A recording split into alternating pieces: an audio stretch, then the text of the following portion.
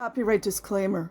Under Title 17 U.S.C. Section 107, allowance is made for fair use for purposes such as criticism, comment, news reporting, teaching, scholarship, and research. Fair use is permitted by copyright statute that might otherwise be infringing. Nonprofit, educational, or personal use tips the balance in favor of fair use. Okay, you guys, this is from My 9 Lives in Scientology by Monica Pignotti, 1989. I know I've read stuff from her before. I may have read some of this, but I'm going to go through all of this because I feel it's important. She was on the Apollo, so it's good to hear, especially when it comes to all those sexual assaults of the girls, that the evidence is on record.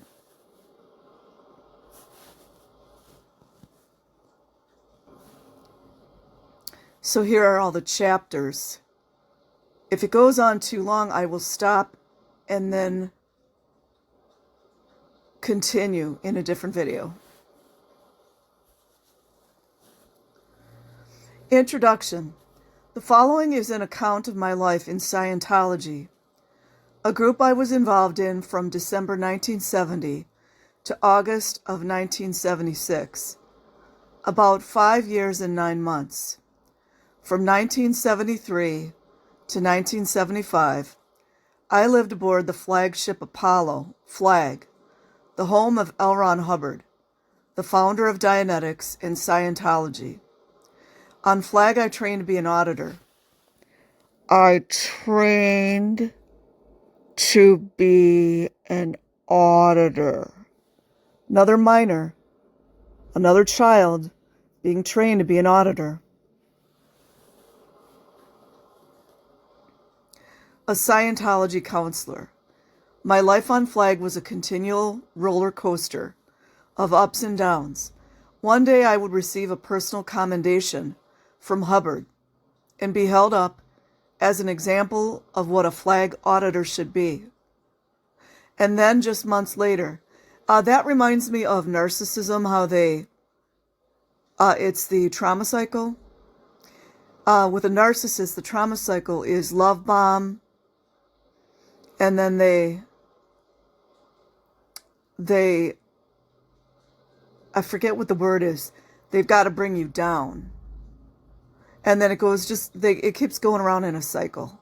It's to keep you off balance.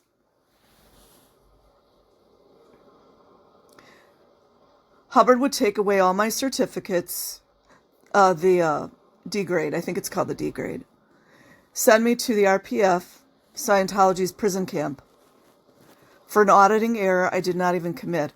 I want to know how old she is. I know she's a minor. On Flag as auditors, we were under continuous pressure to be perfect.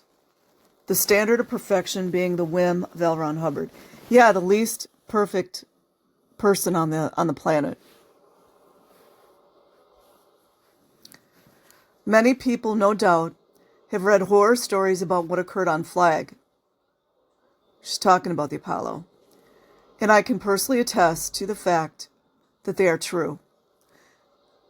Does anybody know if Rinder or what's the other guy's name? Gerald Costello or Marty Rathburn was on the Apollo? I'm just curious.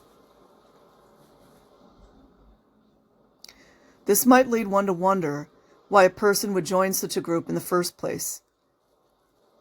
I want to add in here, you guys, I'm going to interject.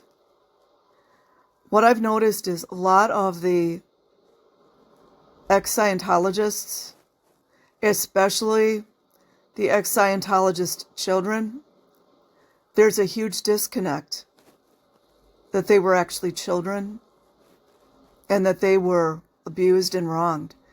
And this is because they were indoctrinated to think they were adults. It's very sad. So I'm noticing that with her right away. The fact is that I didn't join Scientology to be ordered around and abused.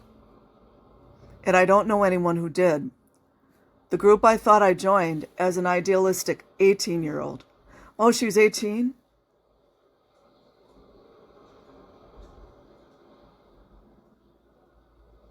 Well, anyways, I thought she was younger. Bore little resemblance to what Scientology actually was and still is. When I found Scientology, I thought I had found all the answers to the great mysteries of life. I had found the truth, or so I thought. What I didn't know at the time, however, was that I was involved in a destructive cult that used deception, followed by subtle but very effective techniques to control my mind and the minds of many others. Yet, mind you, this ship was loaded with children.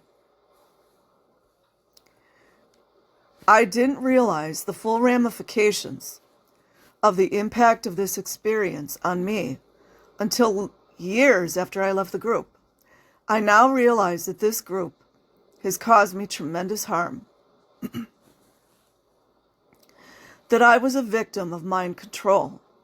My purpose in writing this account of my experiences is to make people aware of how it feels to be a Scientologist, what attracts people to Scientology, and to show the techniques that are used in Scientology to control people's minds. It is not a pretty picture, but having this knowledge is essential if you wish to help a friend or loved one to free themselves from the clutches of this very destructive cult. Mind you guys, she wrote this in 1989. What does that tell you? As painful as my experiences were, I am very happy finally to be free, once again, to make my own choices in life. However, some people weren't so fortunate. Quentin Hubbard, L. Ron Hubbard's son, and a very close friend of mine, committed suicide at age 22. Allegedly. Allegedly, I think there's foul play involved. Because he could see no way out of the trap he was in. Also, he was an embarrassment to his father, L. Ron Hubbard, because allegedly he was a homosexual.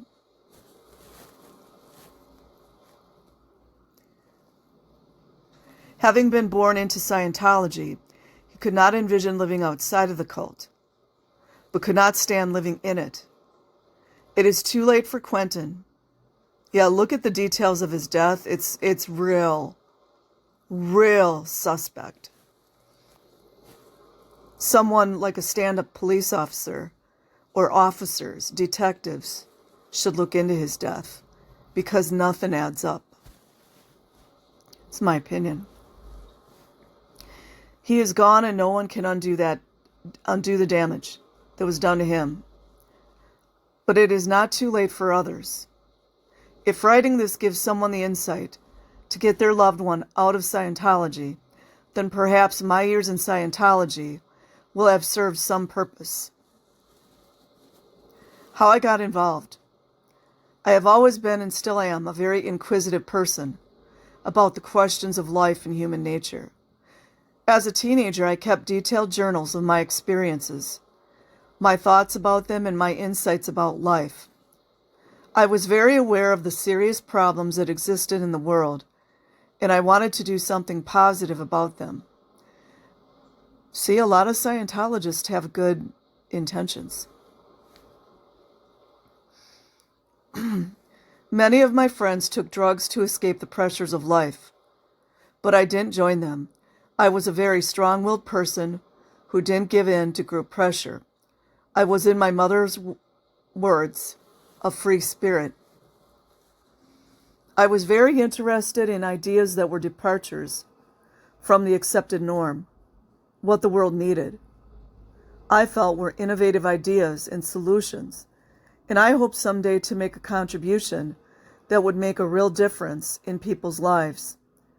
I read anything I could get my hands on that might provide me with some insight into human nature and how we could achieve our full potential as human beings. I very much believe that to change the world, we had to change as individuals. So when I heard about a book called Dianetics, The Modern Science of Mental Health by L. Ron Hubbard, I was very interested. It was the fall of 1970, and I had just started college at the University of Utah at the age of 17, with a major in music. I had been studying music since the age of 4. Having come from a family of musicians, I had always assumed up until then that I would be a musician. But that year I was beginning to question that assumption. This caused me to feel intense inner struggle, as it was in my mind a rejection of everything my parents wanted for me. But at the same time, I knew I had to follow my own path. This inner struggle, not uncommon to people my age, was one factor that made me vulnerable to Scientology. See, they have to have the vulnerability. Churches do this too. So do network marketing companies. I became very interested in the subject of psychology and was taking an introductory course on the subject, which was biased mainly in favor of the Behaviors School of Psychology. There was very little emphasis on other forms of psychology, which probably would have appealed to me more.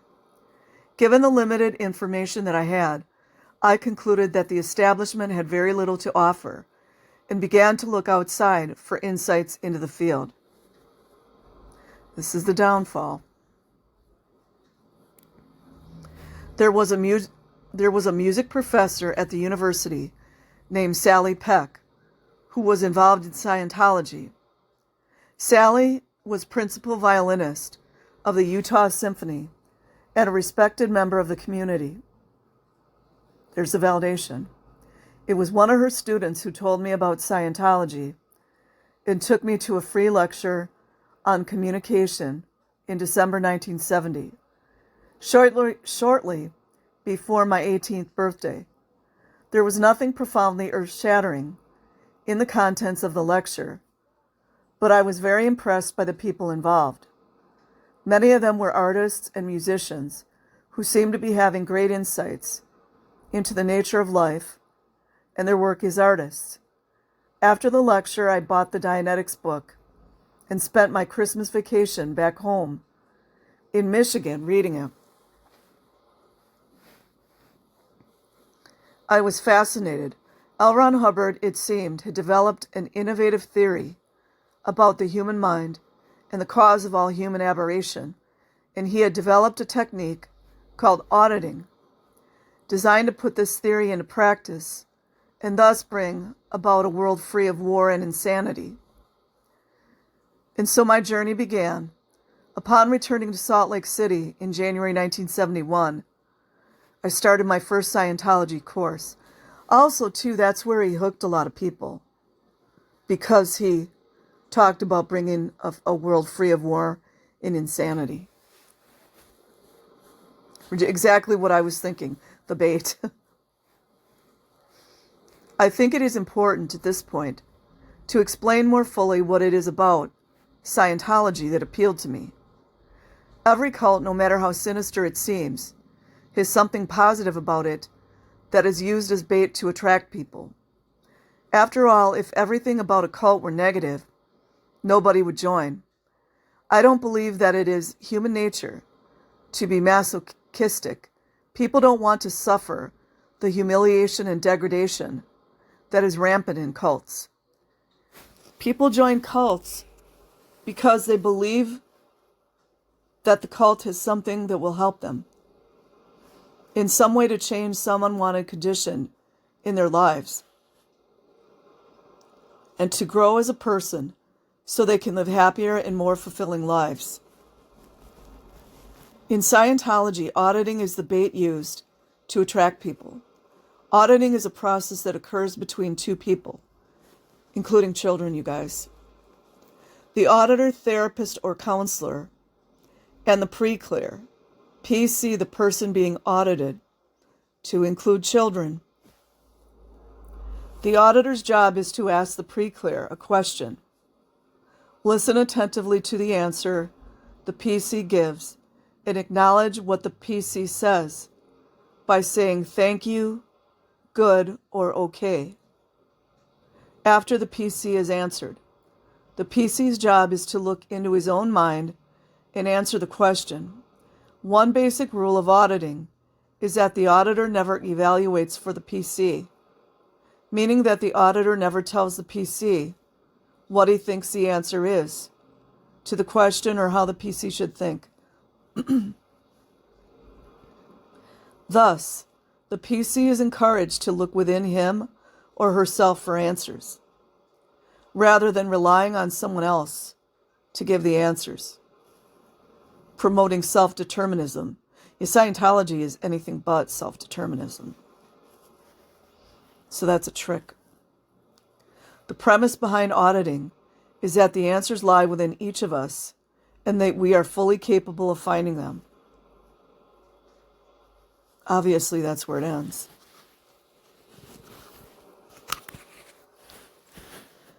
I found this idea very empowering as well as mentally and spiritually stimulating. What I didn't realize at the time, however, is that this idea of asking questions and getting answers is one that has been around for a very long time. It goes all the way back to the Greek philosophers, and there are legitimate forms of psychotherapy that do not revolve around cults, that are based on the same premise. I thought that Hubbard had come up with something new and wonderful, as did many other people who were drawn into Scientology. Hubbard claimed to be an anti-authoritarian. Wow, what a liar he was. After all, we had only to look within ourselves to find the truth. It was completely unnecessary to rely on any person who called himself an authority. Unless you're him. Any authority that is except him. And this is where all the contradictions come into play. The Sea Org Scientology's inner circle is one of the most authoritarian groups imaginable. Imagine children being in there. Nobody to protect them, no authorities to protect them, no parents to protect them, no guardians to protect them. Many people, such as myself, who were originally attracted to Scientology because it advocated independence and self-determinism, later found ourselves living under a totalitarian dictatorship on a ship with L. Ron Hubbard at the helm. Hubbard had said, "There are no absolutes, but the closer one gets to the inner circle of Scientology, the more one discovers that Hubbard's authority is an absolute, never to be criticized or questioned."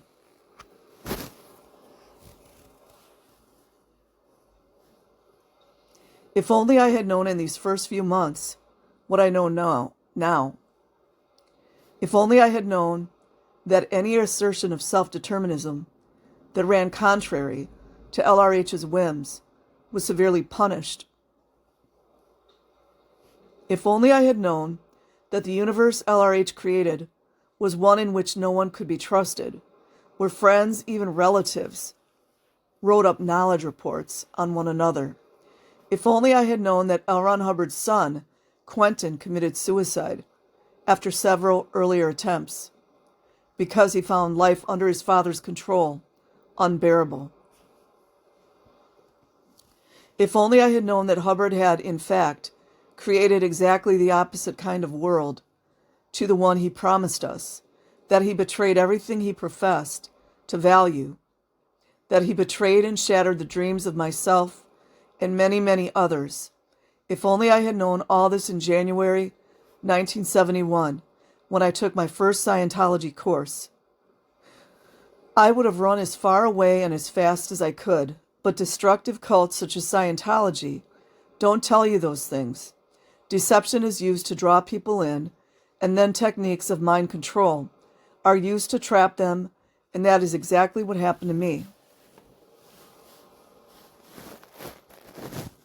The idea of giving and receiving auditing appealed to me enormously. In auditing, I saw tremendous potential to really make a difference in people's lives. Many people involved in the arts are attracted to auditing because they feel that the process helps them to discover and realize their creative potential. They have no idea that the price they ultimately pay is to become enslaved into a cult that stifles any possibility of being creative. There are celebrities who are involved in Scientology, such as Priscilla Presley, Karen Black, John Travolta, Chick Corea, and others who I am sure would disagree with me. Even though these people have done many advanced courses, the powers that be in Scientology have made sure for obvious PR purposes that these celebrities never see the dark side of Scientology. They are given very special treatment in centers set up just for them called celebrity centers. When they are guests at Scientology organizations, such as the Fort Harrison Hotel, you know, where all the child abuse occurs, in Clearwater, Florida, they get the best rooms and are served by uniformed waiters. Yeah, the little kids there, the slave staff. In an elegant dining room. They are not shown the parking garage. They know. I don't even want to. Those celebrities know. Where the backsliders in the Sea Org are sent to live as punishment. This is something that Priscilla Presley has never seen. Yeah, right. You can be sure of that. Yeah, sure. You see, that's how deep in mind control goes. People actually believe that. She and her daughter have never been locked up in the chain locker of a ship. Something I witnessed happening to young people. Oh, here's another account, you guys. That's why I want to know who all was on that Apollo. Because that'll tell us who was locking those children in the engine rooms. And sadly, the video that I had shared earlier with the ship list, it's only got like 8 views, allegedly. I witnessed happening to young people and others several times while I was aboard the Apollo. She still sees Scientology as I saw it when I first joined, and will never be allowed to see anything else, nor will she allow herself to believe written testimonies, such as mine. You guys, what you don't understand is these narcissistic types, they don't care. That's the sad part about it. They really don't care. Do you guys think Tom Cruise cares about those little child slaves? In those early months, I saw Scientology as a group of very powerful but gentle people who were working together to free people from their mental prisons and thus to create a world without insanity or war, where each person was granted dignity. As the months passed and I became more indoctrinated, I decided that Scientology and only Scientology had the tools to create such a world. I concluded that there was nothing more important than for me to be involved in Scientology. By March 1971, I had dropped out of college to become a full-time Scientologist. One of my music teachers, who I'd been close to, Chris T. Meyer, saw what was happening to me and became very concerned. I handled him by pointing out that Sally Peck, principal violinist of the Utah Symphony and a respected member of the community, was involved in Scientology and felt it had done her a lot of good. Sally was another example of a Scientology celebrity on a local level. Even though Chris continued to have some reservations, I eventually got him and his wife, to come into the center and get some auditing. Neither of them got involved very deeply. However, and their involvement was very brief. I think they were just curious to see what all the fuss was about. Meanwhile, I was in my honeymoon phase with Scientology, and felt I was making new discoveries each day about the secrets of the universe. It was exhilarating. I felt that I was living out of the purpose I had been seeking all my life. That's the love bombing. The franchise.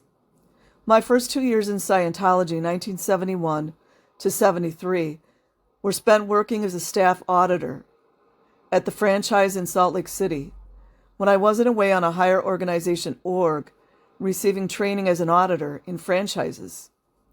At least in those days, the heavy ethics, Scientology disciplinary tactics that existed in higher orgs didn't exist in franchises, especially not the Salt Lake City franchise. The purpose of the franchise was to bring new people into Scientology. Franchise holders were allowed to earn a modest but adequate living for themselves and gave 10% of what they earned to Scientology.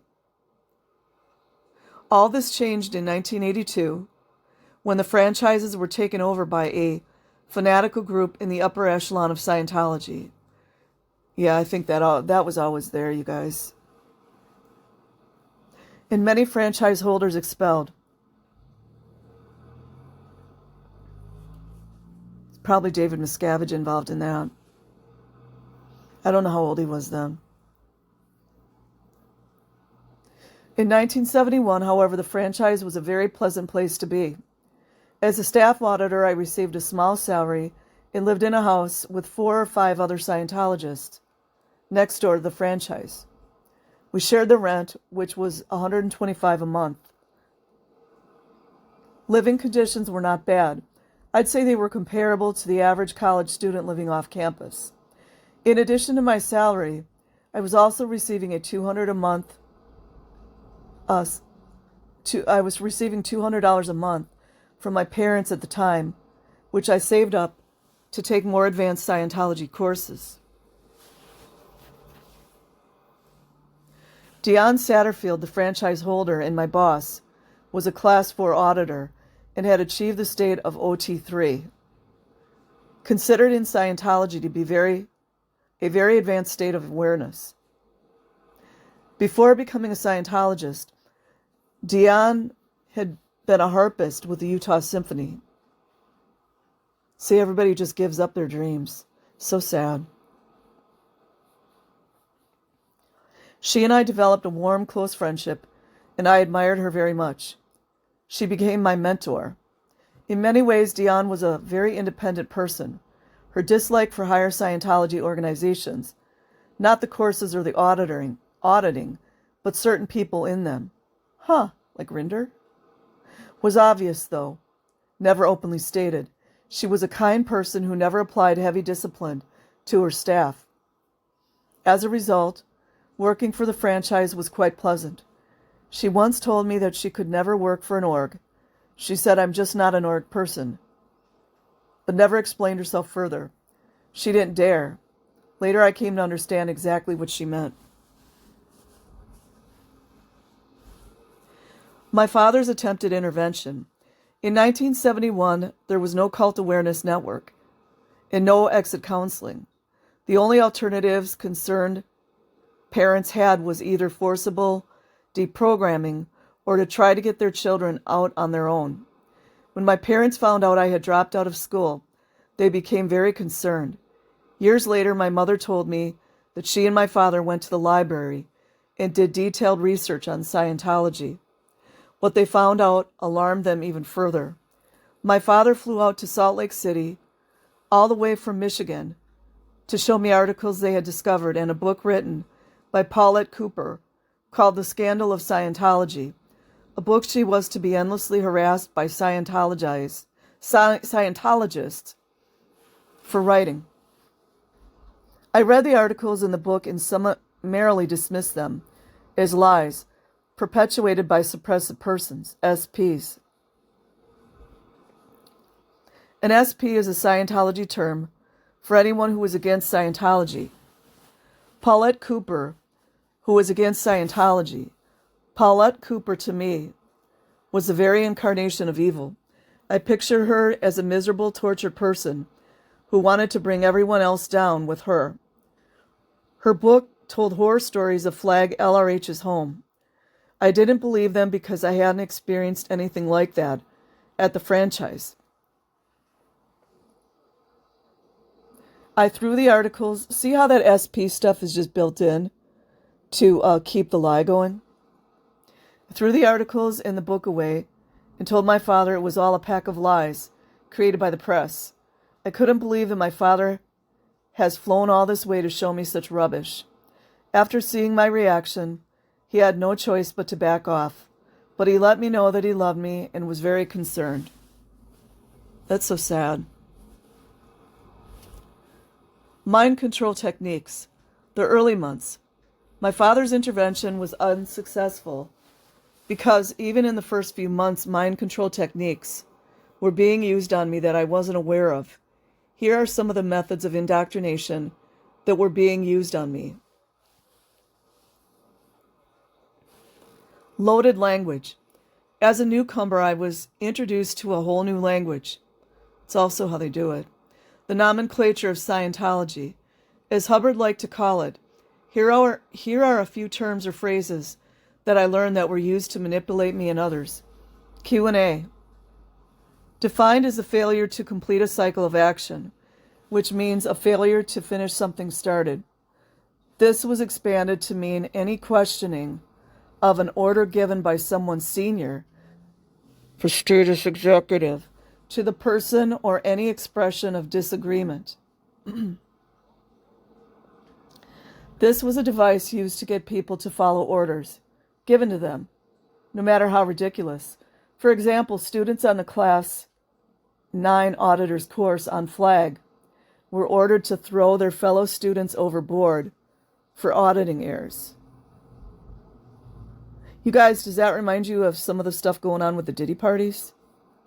I mean, it's just, the point I'm making here is that if you can get other people to join in the cruelties and the abuses, now they feel like they can't really get out of it. You know what I mean? So by Hubbard getting the other kids to throw other children overboard, now they're in it. You see what I mean? By perhaps pointing out that Hubbard had once said he did not believe in punishment, that person would be told, don't Q&A, just do it. In addition, that person would also have been overboarded for his Q&A. You can't question Scientology. SLAPD. That's sarcasm. A person who Q&A is a person in the eyes of Scientologists who questions the intentions of Hubbard. Anybody who Q&As with an order is thought to be a weak person who is incapable of completing a cycle of action. Can you imagine Hubbard has the nerve to create something like this? He didn't finish his courses in college. He didn't finish anything in the military that he started. The fact that the order might be quite ridiculous or irrational is never considered. Make it go right. Jesus. It's a thought-stopping cliche right there. Is a phrase that is used in Scientology ad nauseum. Yeah, that's thought-stopping. Hubbard had said that the supreme test of a Thetan is the ability to make things go right, even though Hubbard couldn't. Thetan is a Scientology term for spirit. This statement was used as an excuse and justification for throwing people into the most horrendous situations imaginable. For example, in the Sea Org, a person could have all his privileges taken away, be stripped of his rank, and thrown on the RPF, and told by a senior,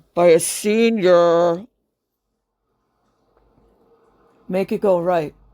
In the late 1960s, when Hubbard first created the Sea Org, people were assigned, including children, duties of seamanship that they had no training for or experience in, put into the middle of storms and told to make it go right. Just shows his insanity. Suppress a person or SP. An SP is a person who is against Scientology, or someone else, if you guys get my drift. Especially someone who speaks out against Scientology or publicly criticizes it. Does this sound familiar? Sometimes even Scientologists in high positions, prestigious executives, who were trying their best to be ideal Scientologists, were declared SP for some imagined transgression at the whim of LRH, If a person is in Scientology and then leaves, that person is automatically declared suppressive. SPs are barred from receiving, auditing, taking Scientology courses, or speaking to any Scientologist in good standing. To a Scientologist, being declared SP is worse than a death sentence. I say come to the other side, you guys. Hubbard wrote a bulletin called The Antisocial Personality. Someone who never got a degree in psychology. It's just, this is must reading for any parent. Oh boy, I should probably read that, you guys. Friend or exit counselor, because it describes in detail what an SP is in the eyes of a Scientologist, and anyone attempting an intervention would certainly be considered an SP. According to Hubbard, the SP has, at an earlier time, probably in a past life, committed a crime of great magnitude against humanity. This caused other people to heavily attack him. The SP is stuck in that incident and is continually acting it out, lashing out at anyone who is doing good. The good, of course, being Scientology. He goes on to say that an SP might appear to be very sweet, a very sweet, kind person. But underneath this veneer, he or she is a wretched, tortured soul who wants nothing but to destroy everyone around him. No, that would be Hubbard. There is no hope or salvation for such a person. The Scientologist, in good standing, is expected to handle or disconnect from any SP he or she happens to be connected with. In the case of someone who has left Scientology, the order is always to disconnect. Imagine how mind-controlled they are to do this.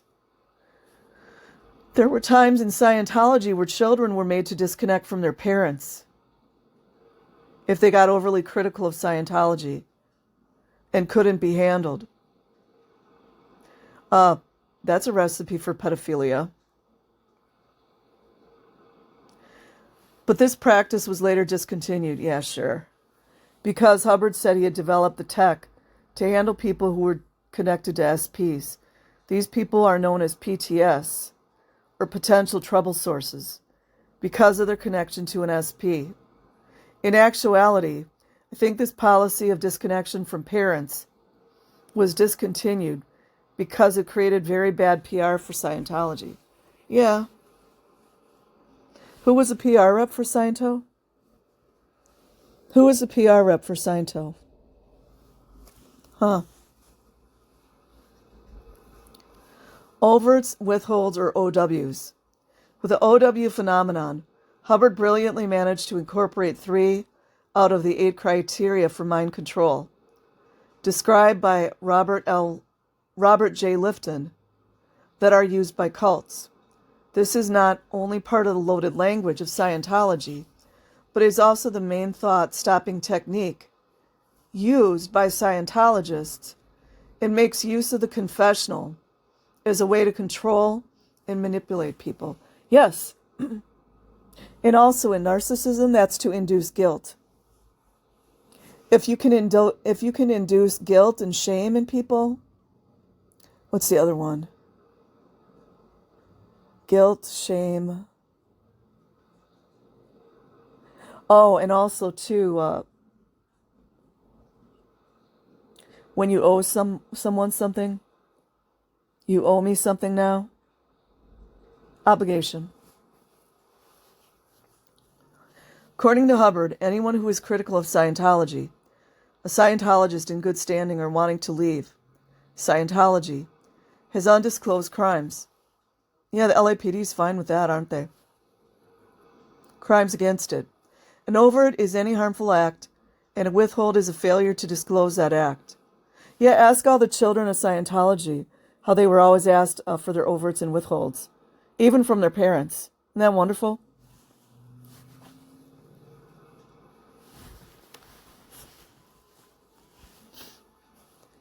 Scientologists are taught practically from day one that if they have any critical thoughts about Scientology, they must then ask themselves, what overts have I committed against Scientology? That's what people talk about who are on the RPF for a long time. That's how they thought stop themselves, and they also control them. They control themselves now in their own minds. If someone is being audited and voices to the auditor, like a child auditor, a critical thought, the auditor must immediately ask, "What have you done?" What eventually happens is that the person stops thinking critical thoughts. Yeah, that's the goal. We were told as auditors, like child auditors too, to get actual deeds because a critical thought is only a symptom of an underlying crime. Whenever a person wants to leave Scientology, the first action taken is to pull their overts and withholds, meaning to get the person to disclose what harmful acts he has committed against the group and any other crimes the auditor can dig up. This is done by what is known as a security check, or sec check. You see all the sec checks that I posted here, which is a series of questions designed to discover crimes. This procedure, like all auditing, is done with the aid of an e-meter, a device that is supposed to measure electrical charge around the person, which is supposed to indicate what is going on in a person's mind. For example, a person, to include a child, you guys, might be asked, "Have you ever stolen anything from the organization?" And the needle on the e-meter falls. This is supposed to indicate that something is going on in the person's mind with regard to that question. The person might answer, "I stole a pencil once." The question is then repeated, and if the needle reacts again, the person is expected to tell more. The question is repeated until it is clean, meaning the needle no longer reacts. Serge Delmar talks about the floating needle. All you have to do is, if you're a pedophile in Scientology, as long as you can make the needle float, everything's just fine. In normal auditing, the auditor is expected to follow an auditor's code, which states that the auditor must not evaluate for the PC, invalidate him, or get angry with him in session. The code also states that the auditor must never reveal what a PC has said in session. This code is completely disregarded in a sec check, and the auditor is expected to do whatever he has to do to get the information. Imagine a child having to do that, you guys. Anyone who wants to leave Scientology and voices such a desire is subjected to hours, sometimes even days and weeks, of sec checking to find out what crimes they have committed against Scientology. Have you guys ever seen some of those videos on Scientologists that were trying to leave? And the people that, the Scientologists that tried to stop them from leaving at the airport, they were screaming, "You have high crimes!" That's what mind control looks like, you guys. Crimes they have committed against Scientology. Evidence in recent court cases have been introduced that indicates that information people had revealed, not only in sec checks, but in regular auditing, has been used against Scientologists. Yeah, blackmail. Yeah. It's not confidential. If they ever leave the group and try to make trouble, the information in their PC folders is used as blackmail against them. You guys ever wonder what's in some of these ex-Scientologist PC folders to make them act the way they do? I'm just saying in general, you guys should be able to read between those lines. They act a little, when they're acting real off, just makes me wonder. When I was an auditor, I was unaware that this was being done. I thought that the data told me as an auditor that I recorded in the PC's folder was being kept strictly confidential. It's a lie they tell everyone. As an auditor, I employed this thought-stopping technique on many of my PCs. If they ever voiced a critical thought against someone in the organization, I would immediately ask them, "What have you done?" Hubbard described the OW phenomenon in detail, in a way that seemed to make sense to me at the time. According to Hubbard, this is how it goes. A person commits an overt against the group. Man, however, is basically good, even the most corrupt person. When a person commits an overt because he is good, he feels that he has to separate himself from the group so he won't continue to harm them. This is how they destroy families, you guys. This act of separation causes the person to be critical of the group so he can convince himself that the group is bad and thus individuate, as Hubbard calls it, from it. Through his criticism of the group, the person then justifies the act of leaving or blowing.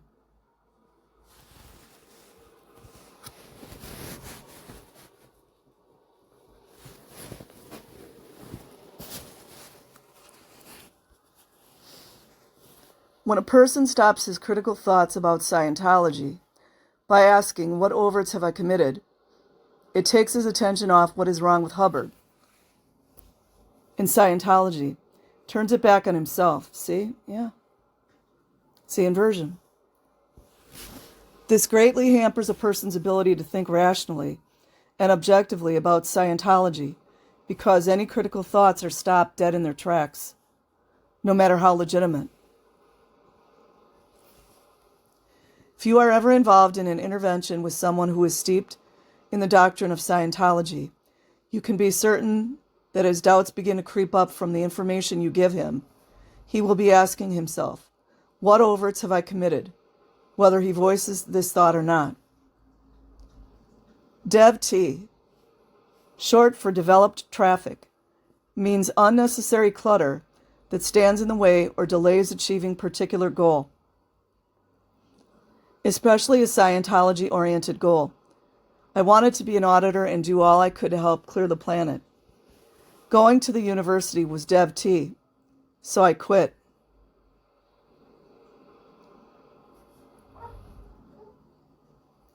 Natter, in short for negative chatter, especially about Scientology. Any criticism about Scientology or the way the group is run is considered natter, no matter how valid it is.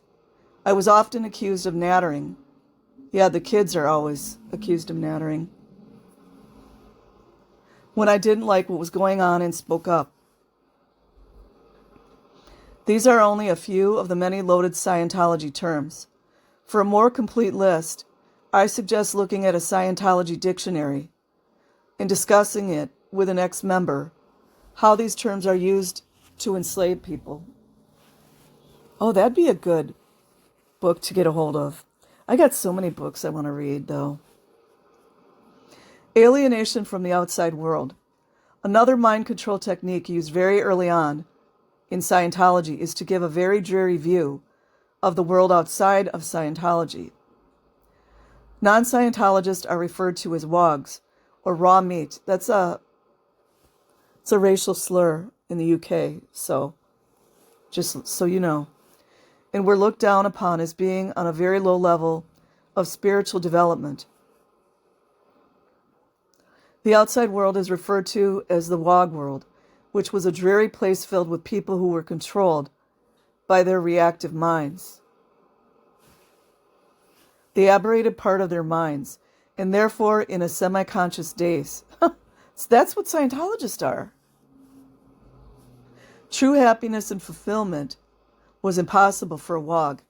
I can remember very early on in my involvement in Scientology, reading about people who left Scientology and attacked it who were so guilt-ridden that they went insane or got sick and died. Wow. So all those pictures that they're taking of the protesters outside or the ex-Scientologists, that's the propaganda they give people. That's also injecting into Scientologists' mind that if you complain, you're going to get sick and die. All propaganda to make sure we never left or spoke out against Scientology. I vowed that I would never leave Scientology, and it was inconceivable that I would ever speak out or write publicly against Scientology. My cult self would have been horrified at what I'm doing right now. The idea of retribution for leaving was so firmly indoctrinated into my mind that it affected me 11.5 years after leaving the group. Since I had walked out of the cult without receiving any exit counseling, at that time, I read Bent Cordon's book, L. Ron Hubbard, Messiah or Madman, which to my amazement contained many events that I had personally experienced. I had a strong desire to write to him so I could get in touch with some of the people he mentioned in the book who had been in Scientology with me and had since left. I wrote the letter, but I never sent it because I had terrifying thoughts of retribution. What if someone broke into Bent Cordon's home and found my letter and came after me? So that's the paranoia that they implant in people. That same week, I caught a terrible cold, which subconsciously made me feel I was being punished for my intentions. I decided I'd better put the whole thing out of my mind, which I halfway managed to do. It wasn't until several months later, when I read a book called Combating Cult Mind Control by Stephen Hassan, that I realized the extent of the mind control I had been under and decided it was time to fight for my constitutional right of free speech.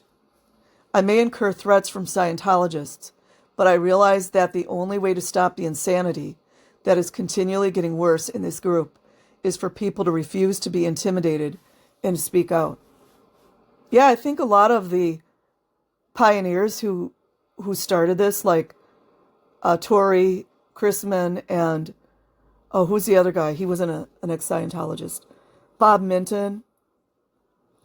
There were so many that came before that really need to be, given their props.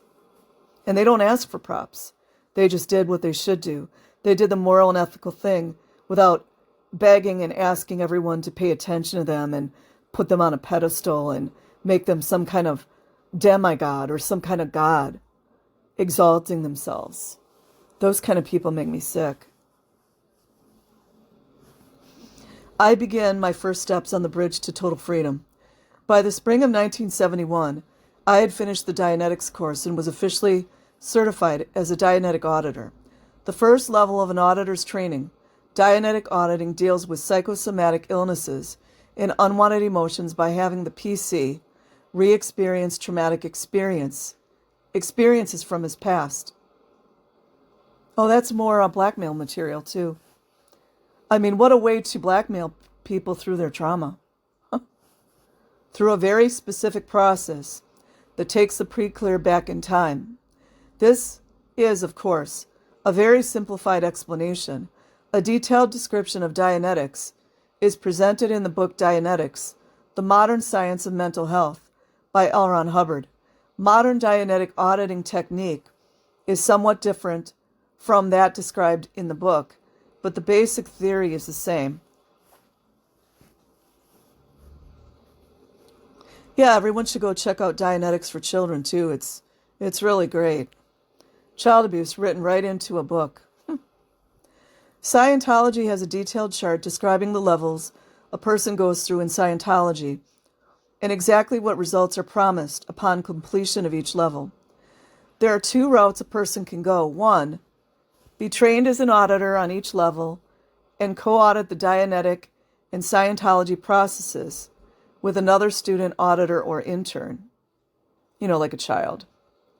Or 2, be strictly a pre-clear and pay to be audited on each grade by the hour. The advanced courses are audited solo, meaning the pre-clear audits himself under the direction of a case supervisor. When I was involved in Scientology, auditing cost $50 an hour. On flag, it was $100 an hour. Now auditing is much more expensive. Yeah, church, right? Since I was interested in becoming both an auditor and a pre-clear, I chose to do the training route. By the way, that can be put on people's freeloaders debt too. Creating debt that's been enslaving people for thousands of years. The Dianetics course was $500. It included co-auditing with another student. The next step in my training was called the academy levels, which cost $1,000 at the time. The course would train me to audit the Scientology grades, 0 to 4. Each grade dealt with a specific area and had a promised result, or end phenomenon, called EP for short. For example, on grade 0, the promised EP is the ability to communicate with anyone on any subject. One of the processes on that level was for the auditor to make up a list of topics the pre-clear might be uncomfortable in discussing and ask, "What are you willing to tell me about blank? Blackmail anyone? And who else could you say those things to?" The PC answers each question, the auditor acknowledges the answer, and repeats the questions. This cycle is continued until the end phenomenon of the process occurs. The end phenomenon of every process in auditing consists of 3 things. 1. A floating needle on the E-meter, EN, which is a reaction that is supposed to indicate that the pre-clear's mind is free with regard to that subject. 2. An insight or cognition, COG, as it is called in Scientology. And 3. Very good indicators, VGIs, which basically means that the PC looks happy. When the PC has attained the end phenomenon of a particular process, the auditor can then go on to another process or end the session. Each grade consists of many processes. After each session, the PC is checked out on the E-meter by another person, called the examiner. The examiner notes the E-meter reaction, which should be a floating needle, and how the PC looks. The auditor then writes up a full report of the session, including a running record of what the PC said in session that was recorded by the auditor during the session, attaches the exam report, and sends it to the case supervisor, CS. They can be, case supervisors can be children too. Isn't that wonderful? Who evaluates the session and decides what the next action should be. If the PC has VGIs and an FN at the exam, and the auditor has run the processes correctly, the CS gives the session a very well done. If the PC looked unhappy at the exam, referred to as a bad exam report, BER, or had any E-meter reaction other than a floating needle, it is always assumed that the auditor did something wrong and is sent back to review the materials. This is called cramming. The CS would write in the instructions, flunk auditor to cramming, and list what materials must be studied. The folder then red tagged and the PC must be taken back in session within 24 hours and the mistake corrected. If the auditor makes too many mistakes, he can be sent back to redo the course and is sometimes sent to an ethics officer.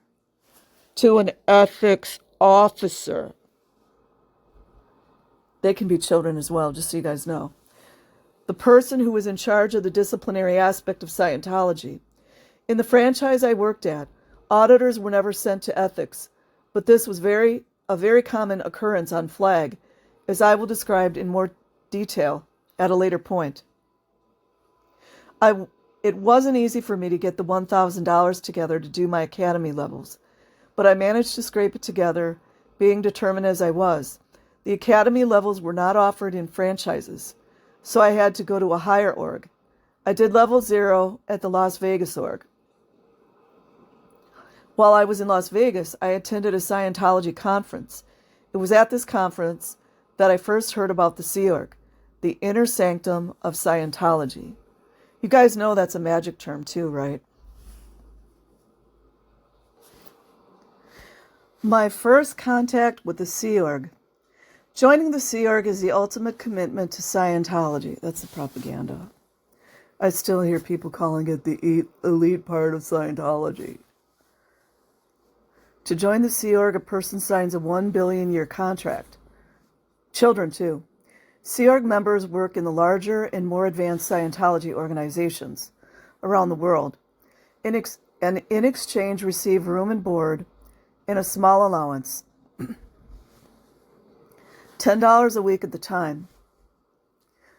From these Sea Org members, a very elite group, see? was selected to live on the flagship Apollo, the home of L. Ron Hubbard. Flag was described to me as the sanest space on Earth. It's the bait.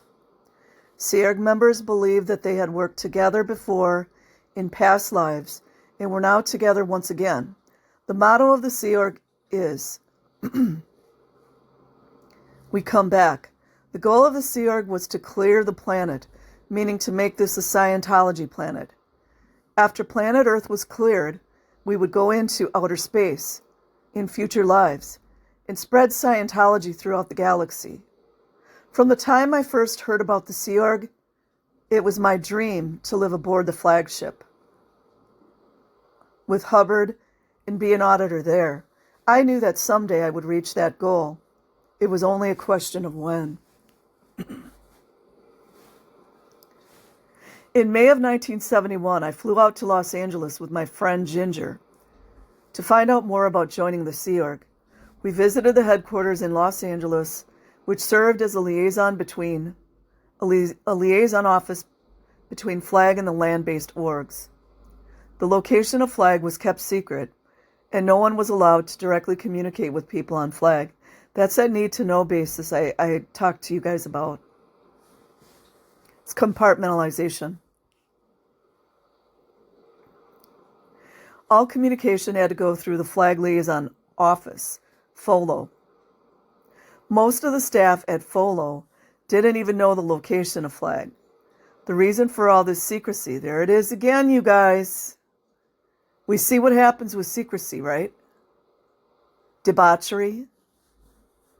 Was that Hubbard was extremely paranoid about people who were out to get him. Especially the United States government. Yeah, the United States government really did go for him, didn't they? Right. Such as the IRS and CIA, all this mystery added to my sense of romance and adventure about being on Flag. At FOLO, I saw very busy people who seemed very dedicated to what they were doing. I felt I had been a part of this group in past lifetimes and felt an immediate urge to join. I spoke to a recruiter, a red-haired woman, about 25 years old, named Brenda. I told Brenda about my feelings for the group, and she supported them further by saying what a strong, purposeful group it was. It never occurred to me at this point to bring up things such as food, living conditions, or schedules. I considered such things mundane. I did, however, have one concern that I voiced to her. I wanted to know if I would be able to get trained as an auditor in the Sea Org, since at the time I was only a Dianetic auditor. Not being very advanced at the time, I was concerned that I would be given a menial job and not be able to train, but she gave me the impression that I could.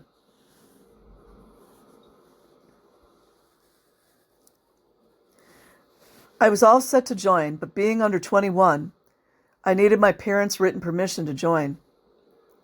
That night, I called my parents, long distance, collect from my hotel room. My parents refused to sign, and a big screaming match ensued over the phone for about an hour. I was furious with them, and they sharply criticized Scientology.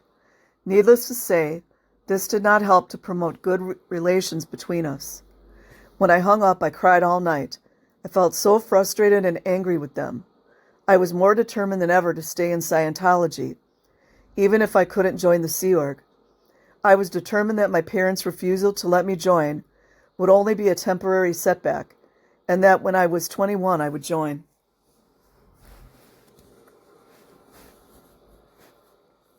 A few months later, I managed to convince my parents to sign permission for me to join. I'm not sure how I managed this, but I think they saw how much their criticism of Scientology had alienated me from them and felt that if there was any hope for any kind of relationship with me at all, they'd better keep their critical thoughts to themselves and do what I wanted. I'm sure it was a very difficult decision for them to make, especially without anyone around they could turn to for advice. See, there are a lot of parents aren't with all this. The second time I returned to FOLO in July of 1971, I intended to join, but two factors changed my mind. First, this time I saw the terrible living conditions under which staff members at FOLO lived. They lived in a rundown house that looked as if it should have been condemned by the Board of Health. Yeah, Board of Health doesn't check Scientology buildings for some reason. There were about 8 people to a room. Yeah, they still are now. There still are till this day. And slept in a dingy basement on filthy mattresses. I visited the galley where the food was prepared, and that further appalled me. The people preparing the food were peeling the outer leaves off slimy, rotten lettuce that was ridden with maggots. Oh my God. I asked them how they could eat such rotten food, and they didn't seem at all concerned. My thought at the time was that if Hubbard knew about the terrible living conditions at FOLO, he would be very angry. I had always thought that Scientology respected the dignity of each person, no matter how long their position, a quality that was certainly lacking at FOLO. The second reason I decided not to join was that they would not promise me I could train as an auditor. I would have to take whatever job was given to me, which, given my current level of training, would have been menial, such as being a filer in the Mimeo department or, God forbid, a worker in the kitchen. Since I had set definite goals for myself that did not include taking such a position, I decided that the best thing for me to do was to wait to join the Sea Org until I had reached a higher level of training as an auditor. This would virtually guarantee me a good position in the Sea Org as an auditor. I would pay for my training on my own, outside of the Sea Org. In the Sea Org, members were trained and audited free of charge. My plan was to remain on staff at the franchise as an auditor, making intermittent trips to higher orgs to be trained as an auditor at my own expense. That summer, I continued my training on the academy levels at the org in Los Angeles. So this video has gone on over an hour, so I'm going to stop it here, and then I'm going to create another video to continue called TR's the Hard Way. Put the link in the description box. Like and subscribe if you choose.